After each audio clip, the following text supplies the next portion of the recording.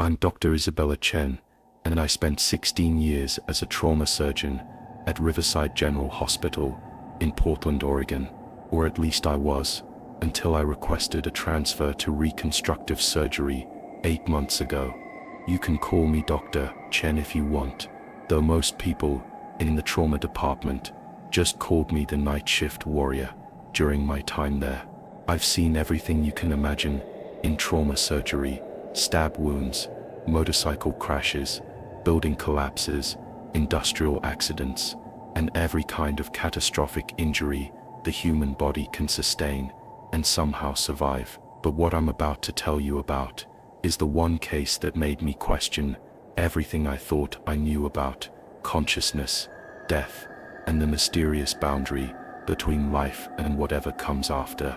It's the case that still haunts my dreams and ultimately made me leave trauma surgery forever, because some things you witness in medicine are too terrifying to process and too impossible to forget. Riverside General Hospital is Oregon's premier Level 1 trauma center, serving the entire Pacific Northwest region.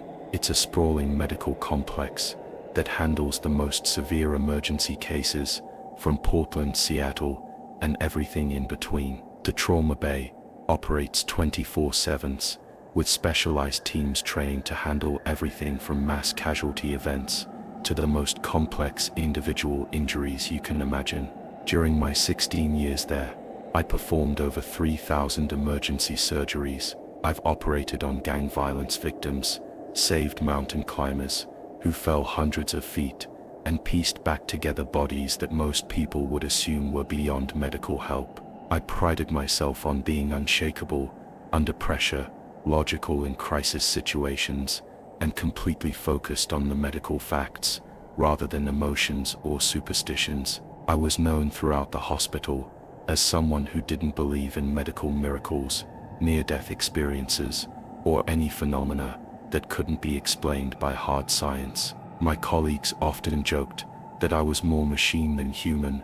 When it came to emergency surgery, I could compartmentalize trauma, focus on procedures, and make life or death decisions without being affected by the emotional weight of what I was seeing. That reputation made what happened during this case even more disturbing, because it shattered my entire understanding of medicine and reality. The case I'm about to describe began on November 3, 2019, during what had already been an unusually intense night shift. It was a Saturday evening, and Portland was experiencing its first major storm of the winter season. The combination of heavy rain, early darkness, and weekend traffic had created perfect conditions for serious accidents, and we'd already handled multiple trauma cases throughout the evening. At approximately 11:42 p.m., our emergency dispatch received a call that would change everything.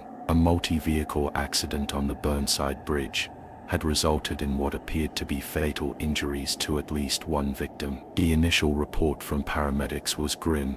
This 32-year-old woman had been trapped in her vehicle for nearly 45 minutes, while rescue crews worked to extract her from the wreckage of what witnesses described as one of the most violent crashes they'd ever seen. The victim's name was Serafina Blackwood, and she was a local artist who had been returning home from a gallery opening in downtown Portland. According to witnesses, her compact sedan had been struck by a delivery truck that ran a red light at full speed, sending her car tumbling across the bridge and into the concrete barrier with such force that the vehicle was nearly unrecognizable. When the call came in, I was finishing up surgery on a construction worker who'd fallen from scaffolding. I quickly handed off that case to Dr. Marcus Webb, one of our senior residents, and prepared for what I expected would be another challenging but routine trauma surgery. Nothing in my 16 years of experience had prepared me for what I was about to encounter. The ambulance bay doors burst open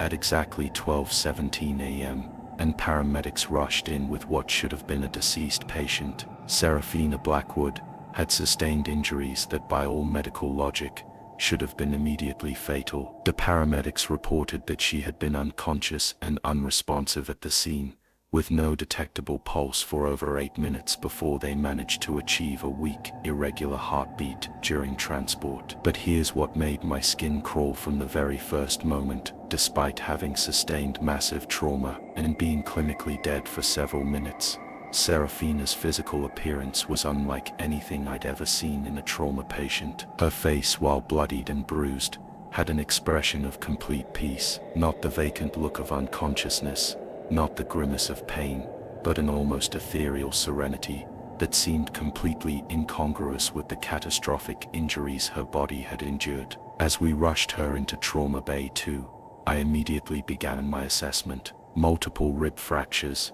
obvious internal bleeding, what appeared to be severe spinal trauma, and a head injury that should have resulted in immediate brain death. Her blood pressure was barely detectable, her breathing was irregular and shallow, and her body temperature had dropped to dangerous levels. Yet somehow, inexplicably, she was alive. The most unsettling detail was her eyes. Even though she was unconscious, Serafina's eyes would occasionally flutter open, and when they did, they seemed to focus with an intensity and awareness that defied her medical condition. It was as if she was looking at something, Mulma, or someone that the rest of us couldn't see. My surgical nurse, Catherine Morrison, mentioned that she felt like Serafina was watching us, even when her eyes were closed. We rushed Serafina into OR4, our most advanced surgical suite, and I began what I expected would be a desperate attempt to save a life that was probably already lost. My surgical team that night included Dr. Amanda Foster as anesthesiologist, Catherine Morrison as my primary surgical nurse, and Dr. James Caldwell as the assisting surgeon. All of them were veterans who had worked with me on hundreds of complex trauma cases. As Dr. Foster began administering anesthesia, something unprecedented happened. Serafina, who had been unconscious since the accident scene, suddenly opened her eyes and looked directly at me. Not the confused, disoriented gaze of someone emerging from unconsciousness, but a clear, focused look that seemed to pierce right through me. "Dr. Chen," she said in a voice that was somehow both weak and remarkably clear, "you need to know that I'm not going to survive this surgery, but that's not because you'll make any mistakes. You're going to do everything perfectly. I've already seen how this ends, and I need you to understand that what's about to happen isn't your fault." The entire surgical team froze. Serafina should have been completely unconscious from her injuries alone, and Dr. Foster hadn't even finished administering the anesthesia. Yet here she was, speaking coherently and making statements about her own prognosis that we hadn't even discussed among ourselves yet. Dr. Foster immediately checked her equipment and administered additional anesthetic medication. Within minutes, Serafina appeared to be unconscious again, her vital signs showing the expected patterns for a patient under general anesthesia. But the damage was done. Every person in that operating room was now deeply unsettled by what we had witnessed. As I opened Serafina's abdomen to address the internal bleeding, I discovered injuries that were even more severe than our initial assessment had suggested. Her spleen had been completely ruptured, her liver had sustained multiple deep lacerations, and there was massive bleeding from several major blood vessels. The amount of blood loss should have been immediately fatal, yet somehow her heart continued to beat with a rhythm that, while weak, was remarkably steady. But what happened next defied every principle of surgical medicine I had learned during my career. As I was working to repair the most severe liver laceration, Serafina suddenly spoke again, despite being under what should have been deep general anesthesia. "The bleeding is worse than it looks, Dr. Chen," she said in that same eerily calm voice. "There's a tear in the hepatic artery that you haven't found yet. It's behind the left lobe, about 2 inches deeper than where you're looking now." I was stunned into silence. Serafina was describing the exact location of a bleeding source that I hadn't yet discovered, using medical terminology that a civilian artist shouldn't have known. Dr. Foster frantically checked her anesthesia equipment again, insisting that Serafina should be completely unconscious based on the medications she had administered. I followed Serafina's guidance and found exactly what she had described, a small but significant tear in the hepatic artery, hidden behind damaged tissue, exactly where she had indicated.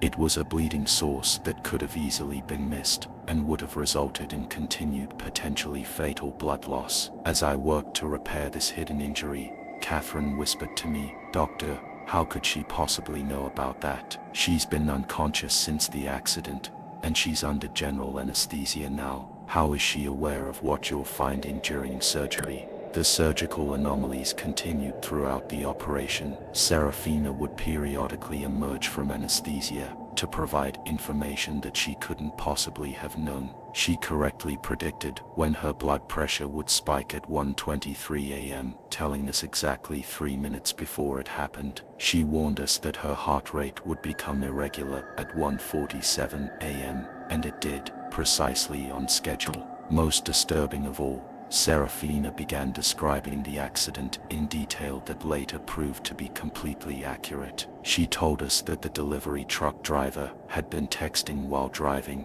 and had run the red light without even attempting to brake. She described the color and license plate number of a witness vehicle whose driver had called 911. She even mentioned that there was a security camera at the intersection that had captured the entire accident, information that was only confirmed hours later when police reviewed the footage. Dr. Caldwell, who had been assisting me silently for most of the surgery, finally spoke up. "Isabella, this isn't normal. Patients don't wake up during surgery to provide medical guidance and accident details. Something about this case feels wrong." I tried to maintain my focus on the surgical procedures, telling myself that there had to be a rational explanation for what we were witnessing. Perhaps Serafina had overheard paramedics discussing her injuries during transport. Maybe she had some kind of medical background that wasn't in her records. Maybe the anesthesia was interacting with medications or substances in her system in an unexpected way. But as the surgery progressed, it became impossible to rationalize what was happening. Serafina was demonstrating knowledge and awareness that defied every principle of medicine, consciousness, and human biology that I understood. Around 2:15 a.m., as I was completing the repair of her internal injuries, Serafina opened her eyes one more time and delivered the most chilling statement of the entire ordeal. "Dr. Chen, you've done beautiful work. The bleeding is stopped. My vital signs are stabilizing, and from a medical standpoint, this surgery has been a complete success. But I need you to understand something important. At exactly 3:33 a.m., my heart is going to stop. Not because of anything you did wrong, not because of any medical complication you could have prevented, but because it's simply my time to go." She paused, looking directly into my eyes with an expression of profound compassion that I'll never forget. "When it happens, please don't blame yourself, and please don't let your team blame themselves either. You're going to want to perform CPR, and you should, because that's what good doctors do. But after 18 minutes of resuscitation attempts, you need to let me go. My sister Rachel is driving here from Seattle. She'll arrive at the hospital at 4:12 a.m. Tell her that I said the painting in my studio is for her, and that I'm not afraid." The specificity of her predictions, the calm way she discussed her own death, and the medical accuracy of her observations throughout the surgery had created an atmosphere in the OR that I can only describe as supernatural. My entire surgical team was visibly shaken, and I was beginning to question not just my medical training, but my entire understanding of reality. By 2:45 a.m., I had successfully completed all the necessary repairs. Serafina's internal bleeding had been stopped, her vital signs were stable, and all her post-surgical indicators suggested that she should make a full recovery. From a purely medical standpoint, the surgery had been a textbook success. The injuries that should have been fatal had been repaired, and her body was responding positively to treatment. But the atmosphere in the operating room was unlike anything I had experienced in 16 years of trauma surgery. The nursing staff was unusually quiet. Dr. Foster kept rechecking her equipment as if she couldn't believe her readings, and Dr. Caldwell kept glancing at the clock with obvious anxiety about Serafina's 3:33 a.m. prediction. As we prepared to transfer Serafina to the intensive care unit for post-surgical monitoring, I found myself wrestling with questions that had nothing to do with medicine. How had she known about the hidden arterial bleeding? How had she accurately predicted her own physiological responses during surgery? How had she provided details about the accident that were later confirmed by police investigation? I tried to focus on the positive medical outcomes. Serafina was alive, stable, and her prognosis was actually quite good, despite the severity of her initial injuries. Whatever had caused her unusual awareness during surgery, the important thing was that we had saved her life. But as 3:30 a.m. approached, I found myself watching the clock with a growing sense of dread that had nothing to do with medical training and everything to do with the impossible things I had witnessed over the past few hours. Serafina had been transferred to ICU room 7, where she was being monitored by our most experienced critical care nursing staff. Her vital signs remained stable, mild blood pressure normal, heart rate steady, oxygen levels excellent. All medical indicators suggested that she was recovering well from the extensive surgery. At 3:30 a.m., I was reviewing her post-surgical notes when I realized I was unconsciously staring at the clock on the wall. 3 minutes until 3:33 a.m., 3 minutes until Serafina's predicted time of death. I told myself that I was being ridiculous, that there was no medical basis for believing that a trauma patient could predict their own death with such precision. But I wasn't the only one watching the clock. Dr. Foster had remained in the ICU longer than necessary, claiming she wanted to monitor Serafina's response to the anesthesia. Catherine Morrison had also found reasons to stay nearby, periodically checking on equipment that didn't need checking. Even Dr. Caldwell, who had finished his shift, was still in the hospital, ostensibly catching up on paperwork but actually waiting to see what would happen at 3:33 a.m.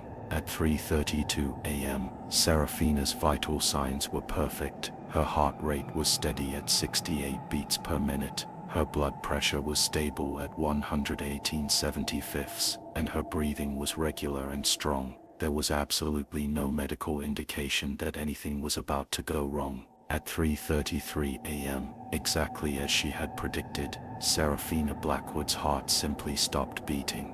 What happened in the next 18 minutes defied every principle of emergency medicine I had learned and forced me to confront the possibility that there are aspects of life, death, and human consciousness that medical science simply cannot explain. The resuscitation attempts, the mysterious circumstances surrounding her death, and the shocking discovery we made about Serafina's background would challenge everything I thought I knew about the boundary between life and death. But most terrifying of all was what happened during those 18 minutes that made me realize some patients know things about their own mortality that we as doctors are not meant to understand. In part 2, I'll tell you about the desperate resuscitation attempts, the impossible discovery we made about who Serafina really was, and the haunting revelation that forced me to leave trauma surgery forever. What we learned about her in the hours after her death still gives me chills and changed my understanding of consciousness, death, and the mysteries that exist beyond medical explanation. At exactly 3:33 a.m. on November 4, 2019, Serafina Blackwood's heart stopped beating, precisely as she had predicted during surgery. What happened in the next 18 minutes would shatter everything I thought I knew about medicine, consciousness, and the nature of death itself. This is the conclusion of the most terrifying case of my career as a trauma surgeon. The desperate resuscitation 30 seconds 4 minutes. The cardiac monitor's alarm pierced through the ICU at 3:33 a.m. sharp. Serafina's heart rate, which had been steady at 68 beats per minute just seconds before, showed a flat line, no warning signs, no gradual decline, just an instant transition from life to death, exactly when she said it would happen. I immediately initiated CPR while Catherine Morrison prepared the crash cart. Dr. Foster administered epinephrine, and we began the full resuscitation protocol. For the first few minutes, I was operating on pure medical instinct. pushing down the growing terror about Serafina's impossible prediction and focusing solely on bringing her back. But as the minutes ticked by, something deeply unsettling began to happen. During CPR, when I would compress her chest, Serafina's eyes would flutter open, and she would mouth words that none of us could hear over the sounds of the resuscitation equipment. Catherine, who was positioned near Serafina's head, whispered to me that she appeared to be saying "it's beautiful" over and over again. At the 8-minute mark, we achieved a weak pulse for nearly 30 seconds. During those brief moments when her heart was beating again, Serafina opened her eyes fully and looked directly at me. Her expression was one of profound peace, mixed with what I can only describe as frustration, as if she was trying to communicate something vital but couldn't make us understand. "Let me go, Dr. Chen," she whispered so softly that I almost couldn't hear her. "I need to go now. She's waiting for me, and I can't keep her waiting any longer." Before I could ask who she was, Serafina's heart stopped again. We continued CPR, administered more medications, and even attempted electrical cardioversion twice, but at exactly 18 minutes, the precise time frame she had predicted, I made the decision to stop resuscitation efforts. Serafina Blackwood was declared dead at 3:51 a.m. The immediate aftermath, 4 at 6 minutes. The minutes following Serafina's death were unlike anything I had experienced in 16 years of trauma surgery.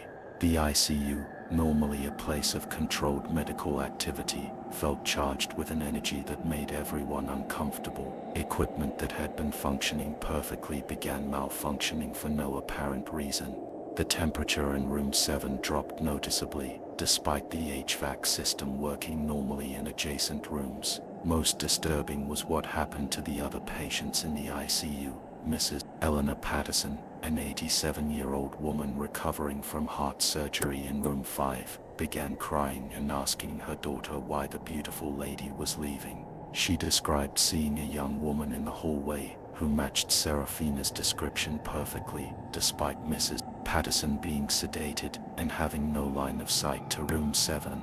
A 16-year-old motorcycle accident victim in room 9, who had been unconscious for 3 days, suddenly woke up and asked his parents, "Did you see the angel lady? She told me I'm going to be okay, but she had to go help someone else." He described details about Serafina's appearance that he couldn't possibly have known. I tried to rationalize these incidents as coincidence or the result of stress affecting everyone's perceptions, but the pattern was too consistent, too specific, and too impossible to dismiss as mere coincidence. At exactly 4:12 a.m., just as Serafina had predicted, a woman burst through the ICU doors, asking for her sister. Rachel Blackwood was a carbon copy of Serafina, same dark hair, same piercing green eyes, same ethereal quality that had unsettled me about her sister. But when I approached to deliver the tragic news, Rachel's response was unlike anything I had ever encountered from a grieving family member. "She's gone, isn't she?" Rachel said before I could speak. "She died at 3:33 a.m., just like she said she would. She came to me in a dream 3 hours ago to say goodbye, and told me exactly when it would happen." I was speechless. Rachel continued, "Dr. Chen, Serafina asked me to thank you for fighting so hard to save her, and she wanted you to know that the 18 minutes of resuscitation were necessary for reasons that will become clear soon." When I asked Rachel to explain what she meant, she pulled out her phone and showed me a series of text messages that Serafina had sent her at 11:30 p.m. the previous night, just 12 minutes before the accident that should have left her unconscious. The messages read, "Rachel, I'm about to have an accident, but don't worry, I'll survive long enough to help Dr. Chen understand something important about death. I'll die at 3:33 a.m., but I'll come say goodbye in your dreams first. The painting in my studio is yours.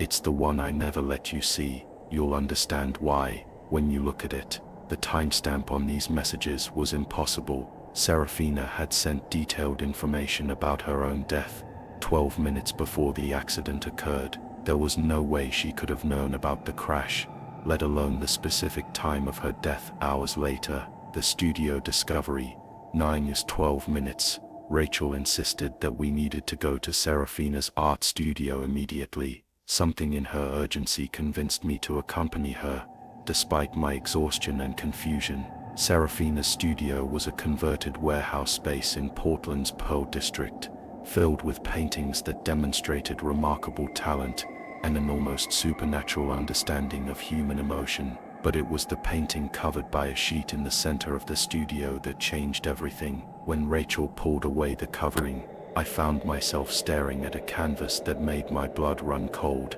It was a perfect recreation of ICU Room 7 at Riverside General Hospital, painted in meticulous detail. The painting showed Serafina lying in the exact bed where she had died, surrounded by the precise medical equipment we had used during her care. But most shocking was what else the painting depicted. Standing beside Serafina's bed was another figure, a young girl, maybe 8 or 9 years old, with the same dark hair and green eyes as Serafina and Rachel. The child was reaching out her hand towards Serafina, and both figures were surrounded by a soft golden light that seemed to emanate from within the canvas itself. "That's our sister Luna," Rachel explained quietly. "She died in a car accident when she was 9 years old. Serafina was 16 at the time, and never forgave herself for not being in the car with Luna that day. She always said that when her time came she would make sure Luna wasn't alone anymore." I stared at the painting, trying to process what I was seeing. The level of detail was impossible. It showed medical equipment that Serafina had never seen, a room she had never been conscious in, and a scene that wouldn't occur until hours after the painting had been completed. The impossible timeline, 12-14 minutes. Rachel showed me the date signature on the painting at October 15, 2019. Nearly 3 weeks before Serafina's accident, she had painted her own death, in precise detail, weeks before it happened. But the evidence of Serafina's foreknowledge didn't stop there. In Serafina's desk, Rachel found a detailed letter addressed to me personally. The letter, dated October 20th, contained information that sent chills down my spine. "Dr. Chen, if you're reading this, then everything happened exactly as I saw it would. You tried so hard to save me, and I need you to know that every decision you made was correct. The hidden arterial tear you found because of my guidance, that wasn't medical knowledge. That was me showing you what Luna showed me. She's been preparing me for this moment for 23 years. The reason I had to die at 3:33 a.m. is because that's when Luna is allowed to come for me. The 18 minutes of resuscitation were necessary because during that time, I was able to help 3 other souls who were lost between life and death. Mrs. Patterson's husband, the teenage boy's grandfather, and a little girl who died in the same intersection where my accident occurred. They all needed guidance to find their way home. You're going to question everything about medicine and death after this experience. That's good. There are mysteries beyond medical understanding, and some patients come to us not just to be healed, but to teach us about the continuity of consciousness beyond physical death. Personal transformation and career change, 14 minutes, 15 minutes. Reading Serafina's letter shattered my scientific worldview completely. For 16 years, I had practiced medicine based on the belief that consciousness was simply a product of brain function, that death was a definitive biological endpoint, and that anything beyond physical reality was wishful thinking or delusion. But Serafina's case provided undeniable evidence of consciousness existing beyond the boundaries of medical understanding. Her accurate predictions, her impossible medical knowledge, her awareness of events that occurred while she was unconscious, none of it could be explained by conventional science. I returned to work the following week, but I found it impossible to treat patients the same way. Every time I looked at an unconscious patient, I wondered what they might be experiencing beyond my ability to detect. Every time I pronounced someone dead, I questioned whether consciousness truly ended or simply transitioned to something beyond medical measurement. 3 months after Serafina's death, I requested a transfer to reconstructive surgery. I couldn't continue in trauma medicine knowing that my fundamental understanding of life, death, and consciousness had been proven inadequate. Reconstructive surgery allowed me to help people heal without confronting the terrifying mysteries that trauma medicine had revealed. Universal message and conclusion. 15 minutes, 16 minutes. Serafina Blackwood's case taught me that medicine, despite all its advances and sophistication, still operates within profound limitations when it comes to understanding consciousness and death. We can repair bodies, restart hearts, and save lives, but there are aspects of human experience that exist beyond the reach of our instruments and knowledge. The most important lesson from this case isn't medical minutiae, it's deeply human. It reminded me that our patients are more than just biological systems to be repaired. They are conscious beings with experiences, knowledge, and connections that transcend physical reality. Some come to us not just to be healed,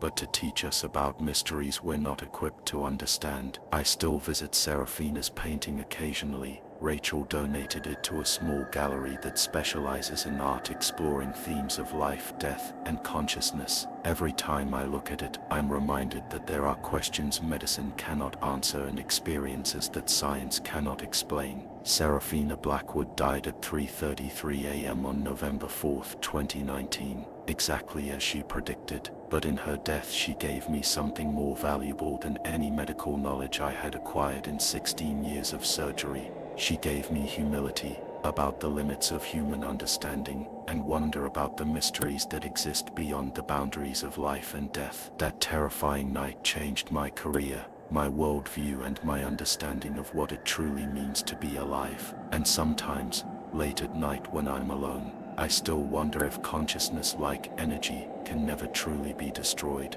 only transformed into something beyond our current ability to comprehend.